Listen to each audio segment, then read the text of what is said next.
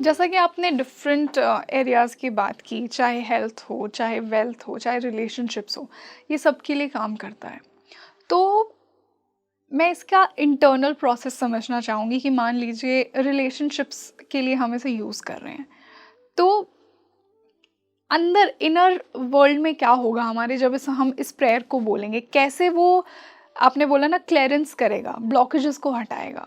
तो वो ब्लॉकेजेस हटेंगे कैसे इससे? हम हर के बारे में बात करते हैं। मान लीजिए हम रिलेशनशिप से पहले चालू करते हैं, आपका रिलेशन सबसे अच्छा किसके साथ है? खुद के साथ। Very nice. और सबसे बुरा किसके साथ है? किसी के साथ नहीं है। तो फिर तो आप यू आर अ विनर। बहुत अच्छा है, आप तो ऑलरेडी उस पाथ पे हैं। कोई ऐसा इंसान जो आपको परेशान कर सके, वो कौन है? है तो बहुत।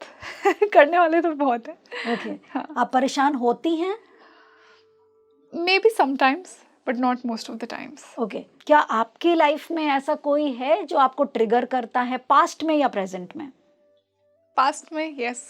ओके। तो अब आप मन में उस इंसान का नाम सोचते हुए सिर्फ मुझे ये बताइए कि क्या क्या एरिया था जो आपका ट्रिगर हुआ? इमोशंस। ओके। कैसा लगा था आपको? इमोशंस में खुशी हुई थी, दुख हुआ था, हर्ट। हर्ट हुआ था? या कैसा हर्ट था वो? डिसरिस्पेक्टफुल। डिसरिस्पेक्टफुल। या ओके। ध्यान से एक एक चैप्टर्स को समझना, ठीक है? डिसरिस्पेक्टफुल। और क्या लगा था आपको? कहाँ कहाँ ठेस पहुंची थी आपके? Mistreatment. Mistreatment. Okay. Innocence hurt करना किसी की। ओके। प्योरिटी को हर्ट करना। ओके। लॉयल्टी भी था क्या? या ओके। घोस्टिंग थी? या ओके। ये जितनी भी फीलिंग्स एंड इमोशंस आपके हर्ट हुए हैं, ठीक है, these are the life lessons of yours. जब कभी भी आपकी लाइफ में कोई भी कैरेक्टर आता है और वो आपको ट्रिगर करता है, तो आप क्या करती हैं? रोने लगती हैं, भागती हैं, चीखती हैं, चिल्लाती हैं, अब्यूज करती हैं, ताने देती हैं, कर्स करती हैं, बातें करती हैं, या डिप्रेशन में चली जाती हैं। यही होता है कॉमन ग्राउंड्स पे लोगों के साथ। मतलब नॉट एवरीथिंग, इनमें से सारी चीजें नहीं होती मैं बट कुछ आपके कुछ। बारे में नहीं, मैं कॉमनर्स के बारे में बोल रही हूँ। अगर किसी के इमोशंस को डिसरिस्पेक्ट किया जाए, उसको डिफेम किया जाए, उसको गोस्टिंग कर दी जाए, उसको वैल्यू नहीं दिया जाए, तो एक इंसान क्या करेगा? चीखेगा, चिल्लाएगा, कर्स करेगा, भागेगा, डिप्रेशन में जाएगा, सॉलिट्यूड में रहना पसंद करेगा, रिलेशनशिप में जाने से डरने लग जाएगा। यही करेगा वो। यस। यही तो गलती करते हैं वो लोग। जाना कहाँ था? जिस जिस चीज से तुम भाग रहे हो, वही वही तो सीखने के लिए इस दुनिया में आए हो। तुम बजाय उससे सीखने के जितनी दूर भागोगे, सेम उस पैटर्न को अट्रैक्ट करोगे। तो अगर तुम्हें एक ने घोस्ट किया है, तुम्हारा दूसरा रिलेशनशिप भी वैसा ही निकलेगा, उससे भी ज्यादा गंदा। फिर भागोगे, तुम तीसरी बार भी वैसे ही एनर्जी को अट्रैक्ट कर रहे होगे, और इस बार उससे भी ज्यादा बुरा। और इवेंचुअली तुम इस पैटर्न को तब तक अट्रैक्ट करोगे जब तक तुम अपने लाइफ के पैटर्न्स को चेंज ना करो। होपोनोपोनो के थ्रू अब हम इसको कैसे ठीक करते हैं? जब कभी भी आपको कोई भी ट्रिगर करे, कॉपी पेन उठाइए, क्योंकि journaling is something which I always advise everybody to do. क्योंकि माइंड है, मंकी माइंड है, 10 चीजें दिमाग में रहती हैं, भूल जाओगे। याद करने के लिए जो इमोशंस आपके मन में आए हैं, वो इमोशंस एक्चुअली वाटर हैं, पानी। यानी 70% आपकी बॉडी वही समझा रही है आपको कि देखो ये हो रहा है तुम्हारे साथ, देखो अब ये चल रहा है तुम्हारे अंदर। तो जैसे जैसे वो चले, लिख लो क्या फीलिंग आई, डिसरिस्पेक्ट, क्या फीलिंग आई, गुस्सा आ गया, क्या फीलिंग आई, लॉयल नहीं रहा, क्या फीलिंग आई, वो कैसे मुझे छोड़ के जा सकता है।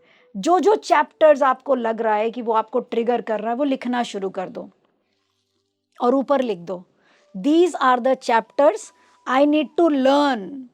ये मुझे सीख लेना है। ताकि नेक्स्ट टाइम जब कोई इसी सेम सिचुएशन में एनकाउंटर करे तो आप इमीडिएटली अवेयरनेस का बटन क्लिक करके बोलो ये मुझे पता है क्या करने वाला है, और अब अगर ये ऐसा करेगा तो मुझे क्या करना है। तो जो नेक्स्ट वाइब्रेशंस या नेक्स्ट फ्रीक्वेंसी वैसे ही इंसान की आपके पास आएगी, क्योंकि आपने अपना अवेयरनेस का बटन क्लिक कर दिया है। वो बबल की तरह गायब हो जाएगा। पैटर्न आपको चेक करने के लिए जरूर आएंगे कि आपका स्टेज अप हुआ है कि नहीं, लेकिन जैसे ही वो सेकंड इंसान आपकी लाइफ में सेम रिपीटेड पैटर्न के साथ आएगा, और क्योंकि अब आपने तो समझ लिया ओ ये तो वो आंसर है, क्वेश्चन नंबर 5 मैंने तो पढ़ लिया है इसको, इसका आंसर तो सी है, तो आपने इमीडिएटली उसको टिक किया, और जैसे ही टिक किया he is gone. And then repeatedly आप जिन जिन चीजें से ट्रिगर हुए उसको एफर्मेशंस में बदल दो। जैसे आपको डिसरिस्पेक्ट किया है किसी ने, आपसे मैंने सबसे पहले क्या पूछा, आप सबसे ज्यादा किसको प्यार करती हैं? खुद को। तो आप बोलने लगे आई रिस्पेक्ट माई सेल्फ। किसी ने घोस्टिंग कर दी, बोलना शुरू करो I can never ghost my self. किसी ने आपको इंसल्ट किया है, बोलना स्टार्ट करो I can never insult my self. जिस चीज में ट्रिगर है उसके आगे आई एम लगा दो एंड रिपीटेड पैटर्न में उसको बोलना स्टार्ट कर दो। The day you actually understand that you do not deserve to be in this class, आप खड़े होके बोल सकते हो this is not meant for me, I am meant for something more than this. Because who will know your worth more than you? Yes. आपकी value आपसे ज़्यादा कौन जान सकता है? कोहिनूर हीरा है, लेकिन करोड़ों हीरों के बीच में कोहिनूर जानता है कि वो कोहिनूर है। आप नहीं जान पाएंगे, मैं नहीं जान पाऊंगी, लेकिन एक पारखी नज़र जरूर जान पाएगी।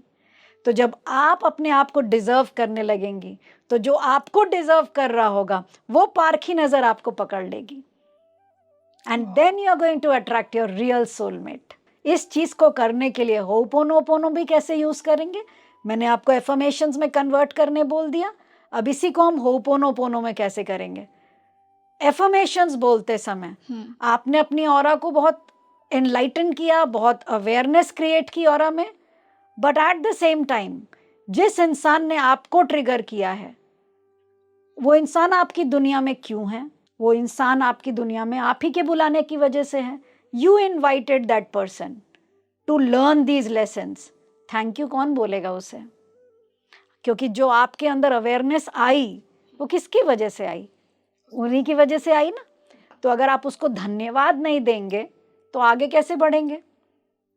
लाइफ लेसन्स का मतलब ये होता है कि जिंदगी में जिस इंसान ने ठोकर मारी, लेकिन उस ठोकर की वजह से आप बहुत आगे निकल गए, जैसे फुटबॉल किक मारो गोल हो जाता है, वैसे ही जब जिंदगी में आपको गोल किक पड़ती है और आप गोल की तरफ बढ़ जाती हैं, तो जब आप गोल हो जाती हैं, जब आप जीत जाती हो, तालियों की गड़गड़ाहट से लोग आपको चीयर करते हैं, वाओ वाओ वाओ। लेकिन जब किक पड़ रही होती है चारों तरफ से, इधर से उधर से इधर से उधर, तब उस बॉल की क्या हालत होती है। लेकिन जब वो बॉल गोल के अंदर जाती है तो पूरा स्टेडियम खड़ा हो जाता है।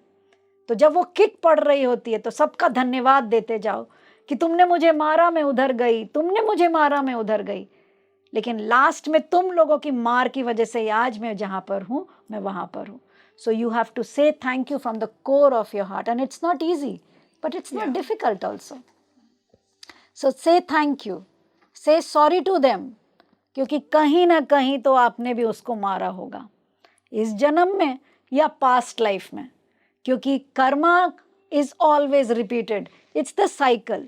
जो आज आपके साथ हो रहा है वो आपने इनवाइट किया, इसलिए इनवाइट किया क्योंकि उसको भी कहीं ना कहीं आपने हर्ट किया होगा। व्हाट इफ अगर ये फ्रेश कर्मा हो, किसी लाइफ में किया ही ना हो आपने उसको हर्ट? कर्मा फ्रेश आप बना सकती हैं, नो डाउट, लेकिन आपको कैसे पता कि ये फ्रेश कर्मा है? नहीं, मैं ये नहीं बोल रही कि फ्रेश है। व्हाट इफ अगर फ्रेश हो, दो केसेस हो सकते हैं। मान लीजिए फ्रेश है, अगर फ्रेश है या स्टेल है, अगर फ्रेश भी है तो यही करना है क्योंकि वो आपको तकलीफ दे रहा है फ्रेशनेस में भी, और अगर स्टेल भी है तब भी तकलीफ दे रहा है, तो सॉरी तो तब भी बोलना पड़ेगा ना, क्योंकि आपने जब उसने धक्का मारा, दुख दिया, तो आपके अंदर इमोशंस नेगेटिव आए ना, पॉजिटिव तो आए नहीं। तो हर्ट कौन हुआ? नेगेटिव इमोशन से कितने billions and trillions of cells destroy हो गए ना, क्योंकि नेगेटिव इमोशंस जाते हैं तो सेल्स को तो डेड करते हैं।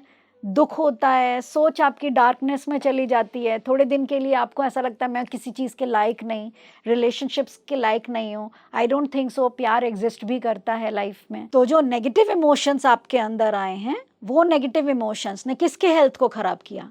आपके हेल्थ को ख़राब किया, आपको डिस्ट्रॉय किया, आपके इमोशंस को हर्ट किए। तो अगर आपने पास्ट में या प्रेजेंट में कुछ तो ऐसा किया होगा कि वो नेगेटिव इमोशंस आपके पास भेज रहा है। फिजिक्स का फॉर्मूला है, या तो फ्रेश होगा या पास्ट होगा, कुछ तो ज़रूर किया होगा। गलती सबसे होती है, किसी से कम किसी से ज़्यादा, कुछ तो गलती ज़रूर हुई होगी।